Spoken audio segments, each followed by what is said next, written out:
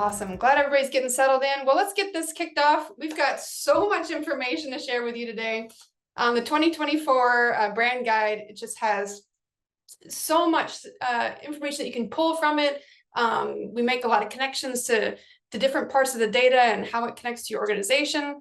So let's real quick introduce Josh and myself. Josh, do you want to introduce yourself real quick as Customer Operations Analyst? Yeah, sure. Hello, everyone. My name's Josh Duplessis. I've been with Lister Upright Labs for almost 3 years now. Been with customer and technical support for over 10 years, and really happy to share all this really cool brand data with you today. Yeah, Josh has an extraordinary excitement for data, and I'm so glad to have him as my co-host today. My name is Lonnie Torrell. I'm business strategist here at Upright Labs. I've also been with Upright for about 3 years. Before that, I was in nonprofit, working over 10 years in there in program management. So it's been a really great transition for me to support you all as organizations, but also on the e-commerce business side, it's been a great venture. And I'm very excited to share this information today. Let's talk about what we're going to be getting into. So the first thing, we're just going to quickly at the top, just really give you an understanding of like the brand value and awareness that you need to have in your teams. We're also going to, of course, get into the meat and potatoes of things, which is the brand guide deep dive. So we're going to take a look at those leading trends. We're going to talk about the impact of pop culture and how that can drive your success and your listings. And then the last piece is going to be incorporating into your operations what does brands mean in your operations, and giving you some best practices to implement in your listing strategies and your builder templates and all that fun jazz. At the very end, we're going to have a Q&A session. It's usually about the last 5 to 10 minutes of the call, depending on how we go through this presentation today, because it is a lot of information, like I said. But we'll make sure we leave some time for you to ask some questions. Feel free to use the Q&A. And also, you're welcome to use the webinar chat if you have some more immediate questions, and we can help field those while we're going through the presentation. All right, let's kick it off with brand value and awareness. This is a really short section, but we just really want to highlight how important it is to add brand names to your listing and make sure that you're really capturing them in your photographs. Like you want to make sure that you're not just putting in like warm fleece. You want to have like Patagonia fleece. You want to make sure that when you're incorporating for like a Coach handbag, or maybe it's an Apple or a Sony product, like you really want to incorporate those directly into your descriptions and also into your titles. There's also different features, obviously, with like eBay. You have the option to put in item specifics. So that's another area that you can put in brands. But the more that you can incorporate brand names and the associated brand names with them into those areas, the more likely you're going to have a higher amount of views, because the search engine optimization is there. Another important piece about this when it comes to brands is that anytime that you can include authentication, that really helps with boosting the trust that you have with your buyer.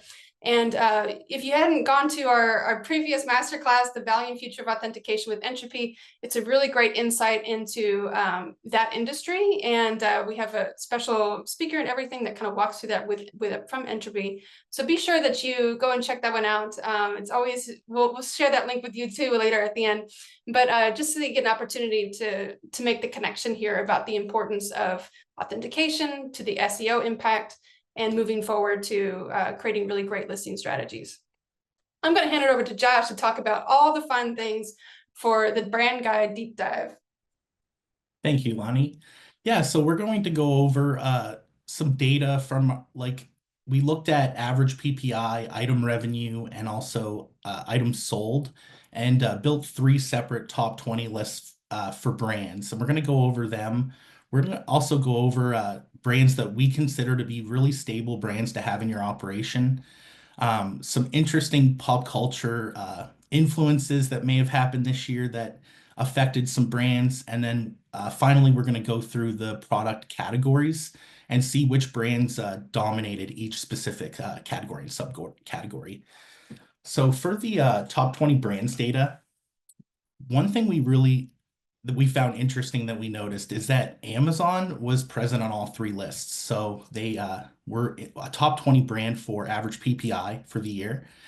They were a top 20 brand for items sold, and then also for overall item revenue. So very interesting. And when we looked at the data more closely, we saw that Amazon has a really active secondary e-commerce market in their Kindles and their tablets, but also in their home appliance market, like the Echo Dot. And then in addition to those two, they also sell a lot of tech and basic appliance uh, products, specifically third-party remote controllers. We saw a pretty sizable amount there. In addition to Amazon, we did see a lot of tech brands make appearances on these top 20 lists. So, for instance, Microsoft was on there, and we attribute Xbox as one of the main reasons there. Apple was there with their computer and accessories, Apple TV and headphones. And we also saw some brands that sell video games, just showing how strong of a category that is. For instance, Nintendo, really strong showing in the video game category. In addition to those, we also noticed that there was consistent growth in our apparel, which allowed us to identify some pretty key brands that are very stable. A part of these stable brands are the luxury brands. So Coach, Kate Spade, Michael Kors consistently hold high price per item metrics while experiencing increases in sales volume. Could you just go to the next slides, Lonnie? And we found this really fascinating. This is definitely more than just a seasonal change in volume. So it's really nice to see that these core brands associated with authentication that are considered luxury brands had such a nice increase in volume over the year, while at the same time retaining that average PPI. So that's just really great to see. In addition to those luxury brands, we also noticed the same trend holding true for clothing brands in general. So for Adidas, Nike, and Ralph Lauren, what we see in the data is that from January to December, there's a steady increase in volume, while that PPI holds steady throughout the year. So that's just really great to see. Moving on to some interesting pop culture takeaways that we got from the data is that Disney was very prominent, and we wanted to look into why Disney was such a prominent brand in our data. And what we found is that in addition to kind of the bread and butter of Disney, which is the live action and animations, movies that they make and the collectibles that they sell as a result of those movies that they make, they've recently partnered with Lucasfilms, which gave them the IPs for Star Wars and Indiana Jones. And they've also acquired Marvel Entertainment, which gave them access to the entire Marvel universe. So this makes Disney a very big contender for probably being one of the biggest brands in collectibles when you include those sub brands. And we think that this brand partnership has a big role to play in terms of Disney's prominence and relevance. And we definitely recommend that whenever you're selling one of these sub brands, so if you're selling a Marvel's collectible set or you're selling a Star Wars collectible set, that you may want to include the keyword Disney in the item title. We think it's just it only helps that listing and drive that sale, with no downside to just including the top end brand that owns Marvel or owns Star Wars. So that's something that we definitely recommend based on the data. Another top brand, and this is a tried and true brand for secondhand e-commerce, is Lego. And we wanted to look into why Lego is such a high performer. And what we found is that Lego performs really well with rare high-end collectibles, but also in the bulk, high volume, cheaper listings and just like higher volume sales. So it dominates both of those segments. And we also see the same brand partnership strategy being played out by Lego as we do with Disney.